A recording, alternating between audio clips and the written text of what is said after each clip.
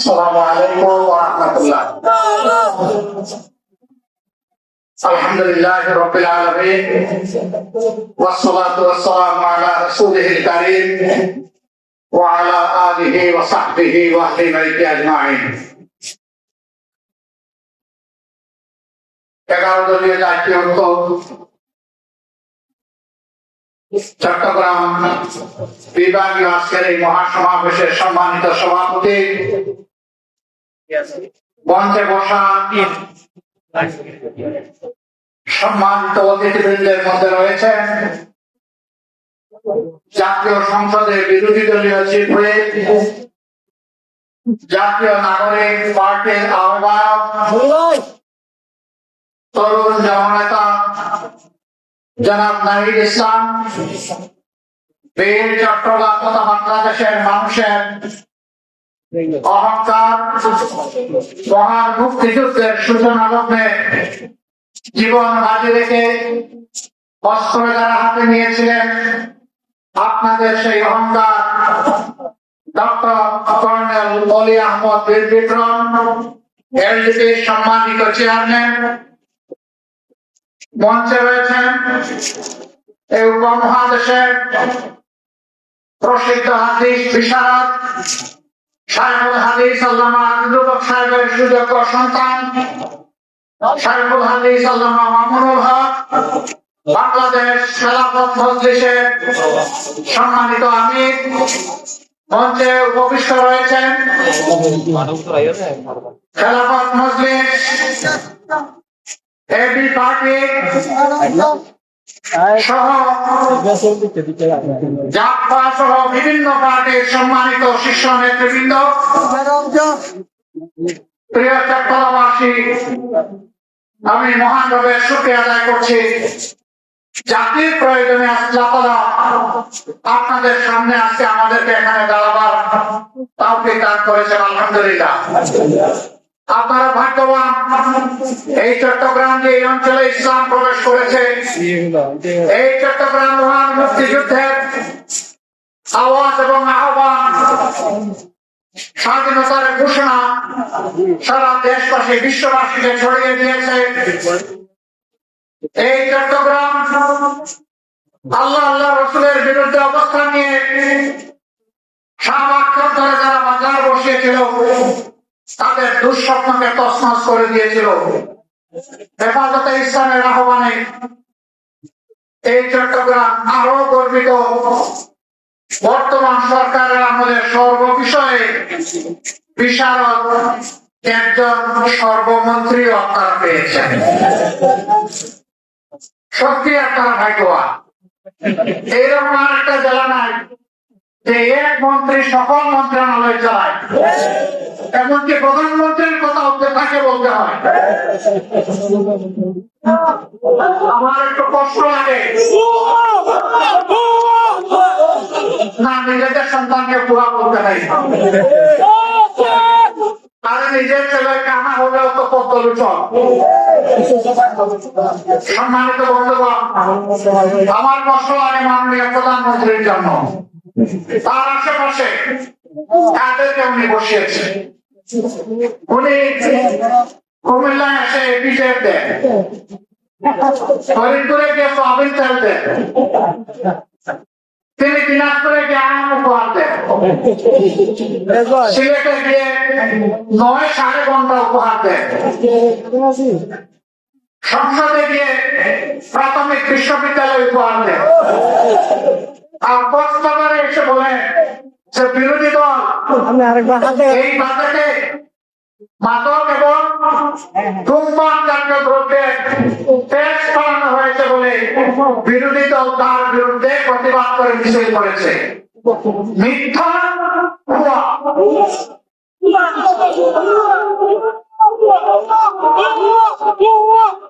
বিরোধী দলের কেউ এটা করে নাই। আমার করুণা লাগে, প্রধানমন্ত্রীর এই পদটা রাষ্ট্রীয় পদ, তিনি রাষ্ট্রের প্রধান নির্বাহী, তার দিকে তাকিয়ে বিশ্বের জনগণ বাংলাদেশকে হিসাব করবে।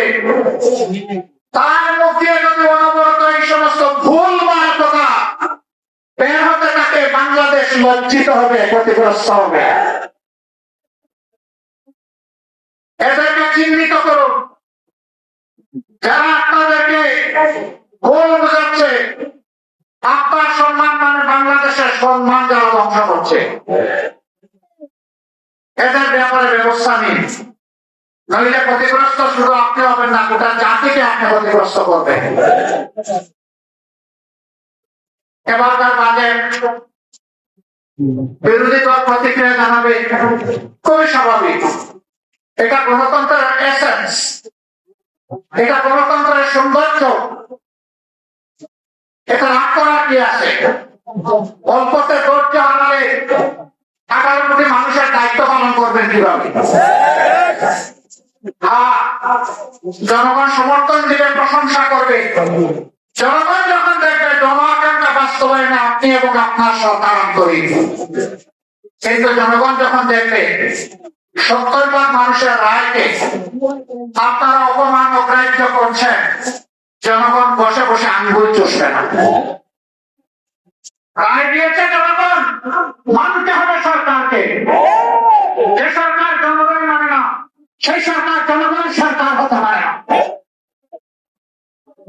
সংসদে তারা বলেন তাদের হিসাব অনুযায়ী বিভিন্ন মেকানিজমে সরকার কি এখন বলছেন 51% মানুষ তাদেরকে ভোট দিয়ে সরকার গঠনের সুযোগ দিয়েছে।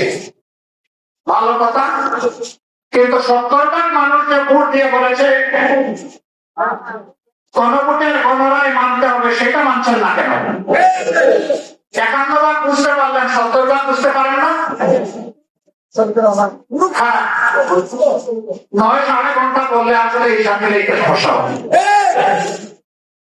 হিসাব মিলানোর জন্য ভালো মানুষ পাশে রাখুন, জাতিকে নেতৃত্ব দেওয়ার জন্য, যাদের অন্তরে দেশপ্রেম আছে, মানবতাবোধ আছে, চরিত্র যারা উন্নত, যারা ভালোবাসে আঙ্গিনা নয়, তাদেরকে বসা। একজন কুখ্যাত ব্যাংক টাকা তার গাড়িতে চলে চলে রিসিপশন নেবে, তাদের দ্বারা আপনার সরকার বাংলাদেশের জনগণকে কিছু দিতে পারবে না।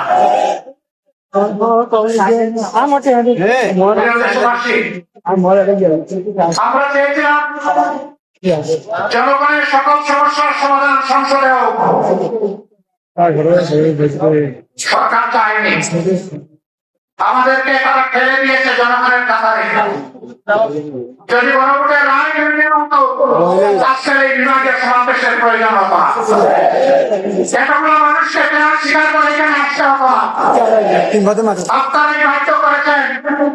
সংসদে আমরা এই দাবি উত্থাপন করেছিলাম, আলোচনা হয়েছে, আপনারা ফেলে দিয়েছেন, জনগণকে অপমান করেছেন। আমরা সেদিন বলেছিলাম সংসদের কথা বলতে মাননীয় স্পিকারের অনুমতি প্রয়োজন হয়, মাননীয় স্পিকারের রুলিং এর প্রয়োজন হয়। যেহেতু এখানে আমরা সুবিচার পাইনি, আমরা এখন জনগণের সংসদে চলে যাচ্ছি। জনগণের বিষয় এখন জনগণের কাছে পেশ করবো, সেখানে কোন স্পিকারের অনুমতির প্রয়োজন হবে না। সেখানে মন করে কথা বলবো, জনগণ সিদ্ধান্ত নিলে আগামীতে তারা কি ফয়সালা দেবে। একটা স্বাধীন সার্বভৌমদের সীমান্তে কি হচ্ছে আপনারা জানেন।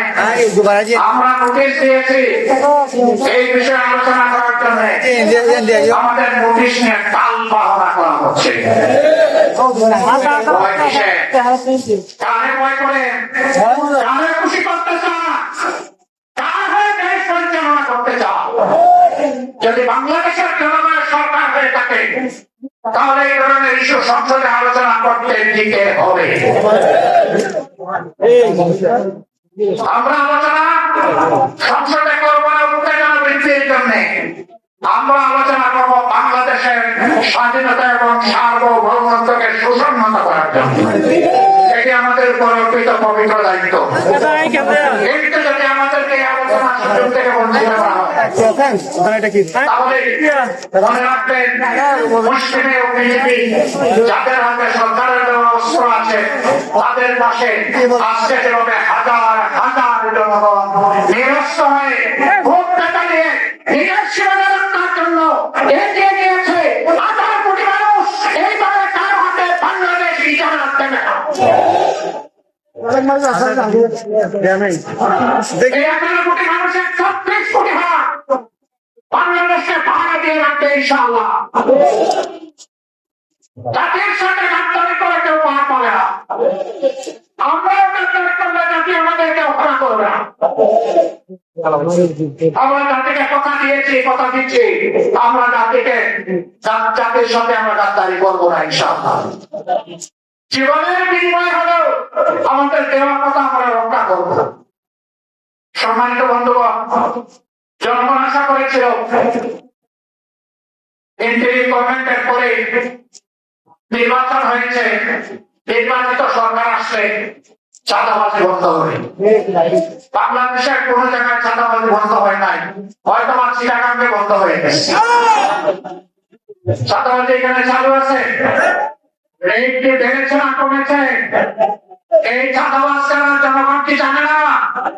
জনগণ কি ছিলেন না?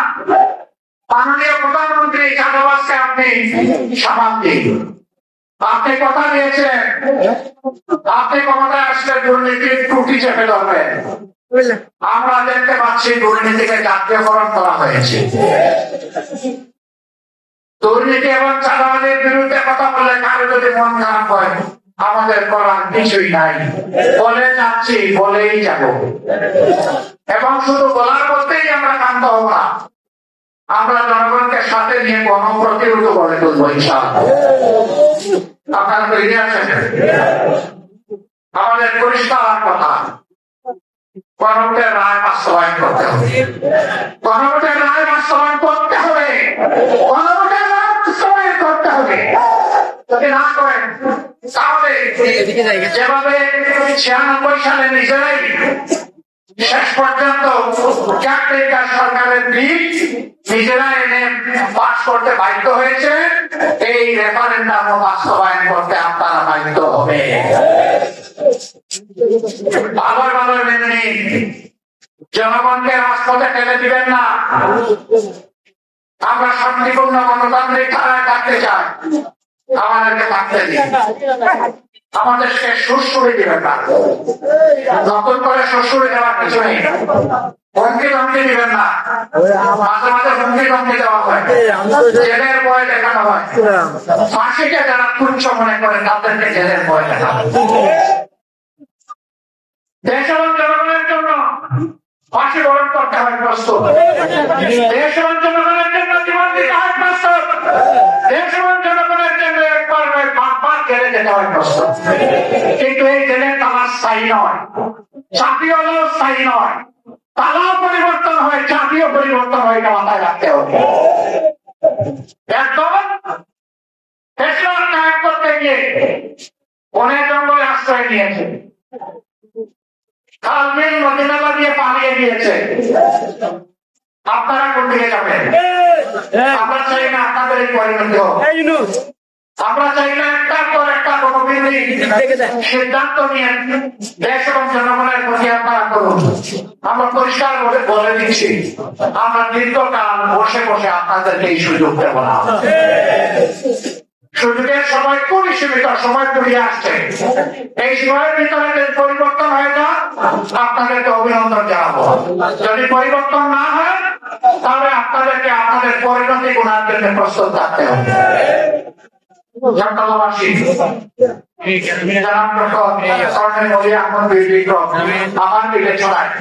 বর্তমান চলমান রাজনীতি হচ্ছেন সবচেয়ে বয়স্ক বয়োজ্যেষ্ঠ ব্যক্তি। তিনি বলেছেন, দুঃশাসন দুর্নীতির বিরুদ্ধে যদি আরেকটি বিপ্লব করতে হয়, সেটা হবে ইনশাআল্লাহ বীর চক্রবাতে। আপনারা সূচনা করতে রাজি আছেন? দেশের জন্য আমি বুক পেতে দিতে রাজি আছেন? আমরাও ঢাকা থেকে আপনাদের সাথে চলে এসে রাজপথে টাকা হয়ে একসাথে দাঁড়িয়ে যাবো ইনশাআল্লাহ। সবাইকে ধন্যবাদ। আল্লাহ হাফেজ। বাংলাদেশ জিন্দাবাদ। 11 দলীয় ঐক্য জিন্দাবাদ। আসসালামু আলাইকুম।